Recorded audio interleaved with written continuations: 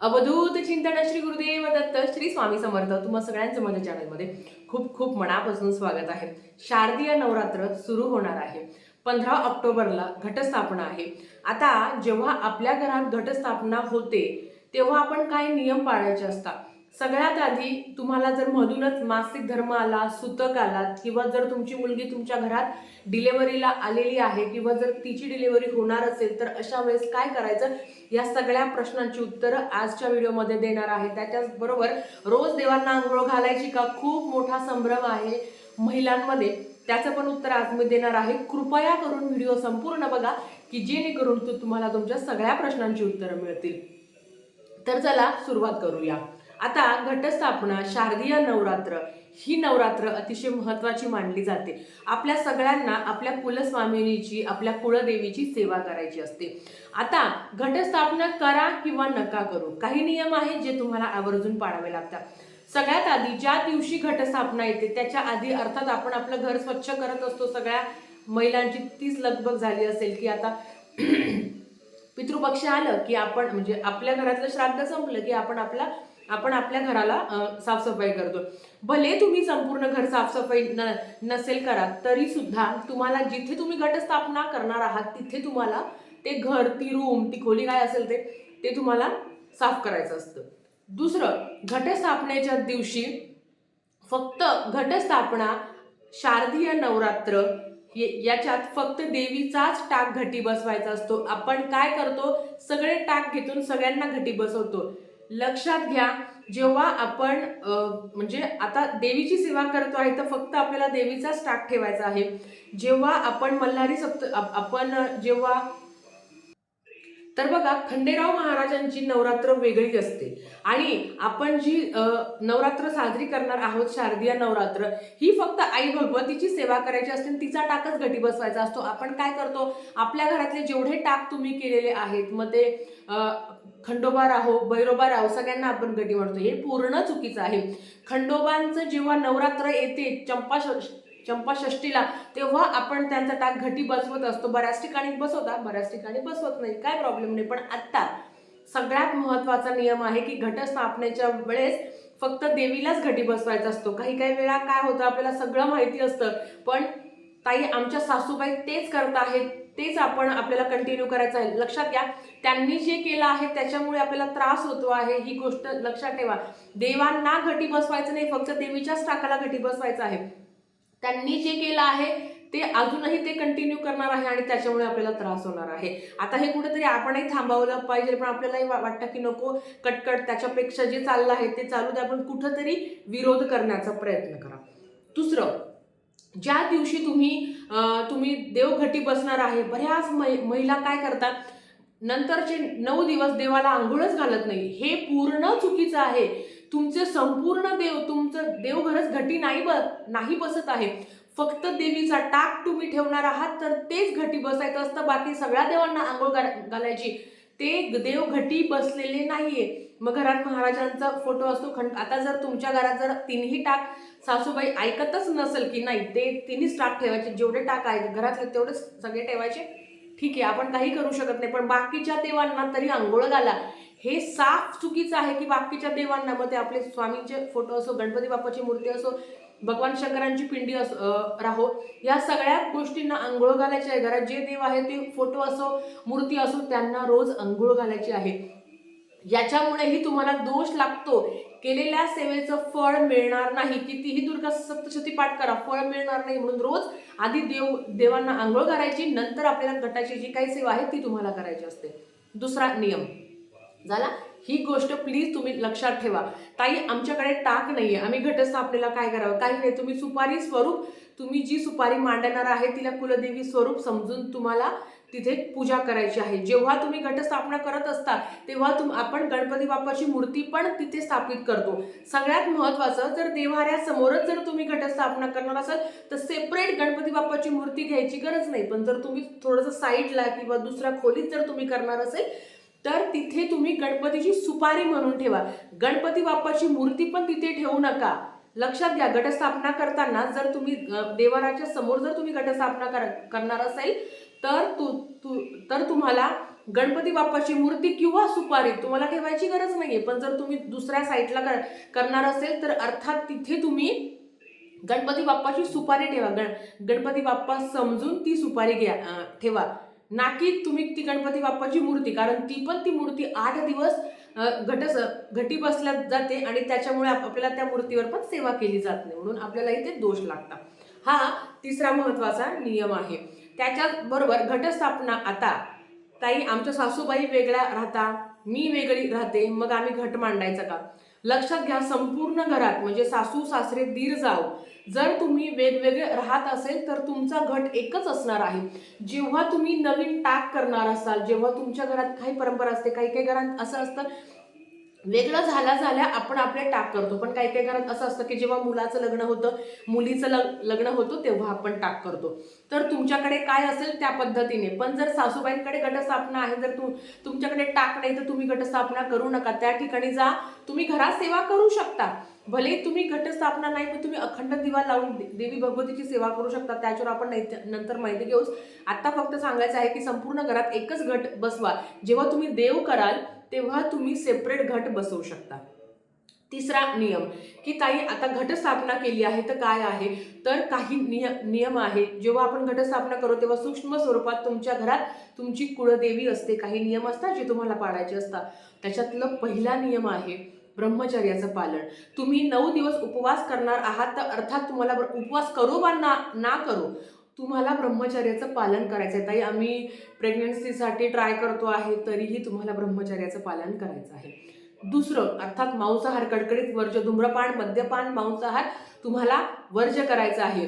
देवीची सेवा करताना तुम्हाला काळं साडी, काळा कुर्ता, काळं ओढणी काही वापरायचं नाहीये. आता जे जेंट्स लोक आहे आपल्याला माहिती आहे की आपण चप्पलचा त्याग करतो. बऱ्याच महिला आहे, बऱ्याच मुली आहे ज्या नवरात्रीमध्ये चप्पल घालत नाहीत. तुमच्या श्रद्धेचा भाग आहे तो.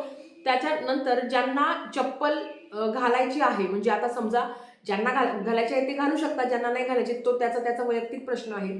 पण चामडाची वस्तू कुठलीही घालून देवीची सेवा करायची नाही. आता चामडाची वस्तू खरं तर हे 9 दिवस आपल्याला त्यागच करायचा असतो. चामडाची चप्पल पण तुम्ही घालू नका. दुसरी साधी एखादी चप्पल असेल तर ती तुम्ही घालू शकता. त्याच्याबरोबर चामडाची पर्स, ताई आमच्याकडे चामडाची पर्स आहे, ती पण तुम्ही एवढे 9 दिवस तुम्ही ती चामडाची वस्तू तुम्ही वापरू नका, ज्या देवीला म्हणजे अजिबात आवडत नाही. त्याच्याबरोबर घरातल्या माणसांना जेव्हा ती सेवा करायची असते किंवा आई भगवतीची सेवा करायची असते तेव्हा त्यांनी काळी पॅन्ट घालायची नाही. त्याच्याबरोबर बेल्ट जो आपण लावतो तो पण बेल्ट वापरायचा नाहीये. जेव्हा पण तुम्ही आरती करणार असेल, काही सेवा करणार असेल, चामडाची वस्तू तुम्हाला वापरायची नाहीये. आई भगवतीची सेवा करताना साडीच घाला. आता ड्रेस घातला तर देवी पावणार नाही असं मी अजिबात म्हणणार नाही, पण आपण कुलदेवीची सेवा करतो आहोत. काही संस्कार आहे, आपली संस्कृती आहे, देवाकडे आपण खूप काही मागत असतो, आपलं पण आहे. आणि घरातली कुळ स्त्रीने जर सेवा करताना बांगड्या घाला, कपाळी जरी तुम्ही टिकली लावली असेल तरी कुंकू लावा, हातात बांगड्या घाला, साडी घाला आणि मग तुम्ही जी काही सेवा आहे ती तुम्ही करू शकता. त्याच्याबरोबर 9 दिवसात कुठल्याही प्रकारची घरात कटकट होणार नाही याची काळजी घ्या. मला माहिती आहे आपण स्वतःला खूप कंट्रोल करण्याचा प्रयत्न करतो, पण समोरचा जर आपल्याला उत्तेजित करत असेल तर आपण ते बोलतोच. मला फक्त एक सांगायचं आहे की घरातल्या कुळस्त्रीचं पण काही कर्तव्य आहे. कोणी काही बोललं तर गप्प बसणं, पण घरातल्या बाकीच्यांचं पण तेवढंच कर्तव्य आहे. जर जी महिला उपवास करते आहे तिच्याबद्दलही निंदा करू नका आणि स्वतःही तुम्ही कोणाचीच या 9 दिवसात फक्त आणि फक्त मला माझ्या आईची सेवा करायची आहे एवढंच भान ठेवा. कोणाची निंदा नालस्ती करू नका, कोणाला वाईट बोलू नका. हे जग गोल आहे, कोणाबद्दल वाईट बोलाल तर ते तुमच्याकडे परत येणार आहे. म्हणून खरं तर आयुष्यभर हे चांगले गुण आत्मसात करा. नाही शक्य होत तर एवढ्या घटस्थापनेपर्यंत तरी तुम्ही आवर्जून करू शकता. आता ज्यांना उपवास आहे त्यांनी काय खायचं, शरीराला झेपत असेल तर तुम्ही उपवास करा, नाहीतर काय होतं बऱ्याच वेळा आपण पहिल्या माळीला आपण व्रत करतो आणि नंतर अष्टमीला व्रत करतो, कोणी नवमीला सोडतो, कोणी दसऱ्याला सोडतो. तुमची इच्छा काय असेल ते तुम्ही करू शकता. ज्यांना 9 दिवस धरायचे आहेत त्यांनी शरीराची काळजी घ्या. तुम्ही भगर खाऊ शकता, तुम्ही खिचडी खाऊ शकता, तुम्ही फळं खाऊ शकता, तुम्हाला माहिती आहे ते काही सांगायची गरज नाही. त्याच्याबरोबर की ह्या 8 दिवसात तुम्हाला जे आपण म्हणतो ना, नख कापायचे नाहीये, केस कापायचे नाहीये, ह्या गोष्टीचा तुम्हाला त्याग करायचा आहे. कुठल्याही प्रकारचे नख कापू नका, दाताने नाही, कशाने नाही, कुठलेच नख कापायचे नाहीये, कुठलेही केस आपल्याला. मग मी जाते पार्लरला, मग आयब्रो करते, वॅक्स करते, केस कापते. तुम्ही उपवास करणार आहात किंवा तुम्ही आई भगवतीची सेवा करणार आहात, तर हे काही नियम आहे जे तुम्हाला आवर्जून पाळायचे आहे. आता सगळ्यात महत्त्वाचं ताई, आम्ही म्हणजे आई भगवतीची सेवा ह्या नवरात्रीमध्ये मूळ पीठावर जाऊ शकतो का? लक्षात घ्या, खरं तर गुरुमाऊली सांगतात की आपल्याला आपल्या घरातच बसून सेवा करायची असते, कारण साक्षात देवी आई सुद्धा कटी बसलेली असते, ती आराम करत असते, ती विश्रांती करत असते. तिथे जाऊन तुम्ही तिथे गर्दी करण्यापेक्षा तुम्ही तुमच्या घरातच तुम्ही घटस्थापना सेवा करा. पण ज्यांची इच्छा जायची आहे त्यांना मी अडवू नाही शकत, पण घटस्थापना जर घरात असेल तर घराला कुलूप लागता कामा नये. ताई, आम्ही दिवसभर ऑफिसला असतो, घरात कुलूप लागल्या जाणार, अशा वेळेस काय करायचं? दिवसभर तुम्ही घराला कुलूप लावायचे नाही याची काळजी घ्या. घरात कोणी ना कोणी पाहिजे, अखंड दिवा तेजत असतो. आपल्या घरात आई भगवती आहे, ती पाहुणी आहे आपली. आपल्या घरात जर कोणी आलं तर आपण त्यांना सोडून जातो का बाहेर? नाही ना. त्याच पद्धतीचं हे आहे. पण जर तुम्हाला खूपच अडचण असेल की नाही आम्ही जॉब करतो ताई, आम्हाला कुलूप लावणं आहे, तर दिवसभर कुलूप लावलं तरी चालेल, पण संध्याकाळी घरात कोणीतरी पाहिजे. म्हणजे संपूर्ण दिवसभर घराला कडी कोंडे किंवा कुलूप लागणार नाही याची तुम्हाला काळजी घ्यायची आहे. काहीतरी इमर्जन्सी असेल तर जाणं तर भाग आहे, तेव्हा तुम्ही कुलूप लावू शकता. पण संपूर्ण दिवसभर तुम्ही गावाला गेले आणि कुठेतरी फिरायला गेले तर हे पूर्ण चुकीचं आहे. मग तुम्ही कुलदेवीला जरी गेले तरी घरात कोणाला तरी ठेवून जा, कोणीतरी असेलच घरात. कोणीही नसेल तर जाऊच नका. हा एक खूप मोठा नियम आहे. त्याच्याबरोबर जेव्हा तुम्ही व्रतवैकल्य करत असता किंवा तुम्ही दुर्गा सप्तशती पाठ करणार असाल तर गादीवर झोपायचं नाही. सतरंजी बेडशीट काय असेल त्याच्यावर तुम्ही झोपू शकता, पण गादीवर तुम्हाला ह्या गोष्टीचा आपण त्याग करत असतो. ह्या सगळ्या सुखसोयीच्या गोष्टी असतात ज्याचा आपल्याला त्याग करायचा आहे. त्याच्याबरोबर सगळ्यात महत्त्वाचं की ताई, आमची डिलिव्हरी आहे, माझी अशी अशी तारीख आहे, किंवा आमच्या घरात डिलिव्हरी महिला आहे जिला 1.25 महिना पण झाला नाही, अशा वेळेस आपण काय करू शकतो?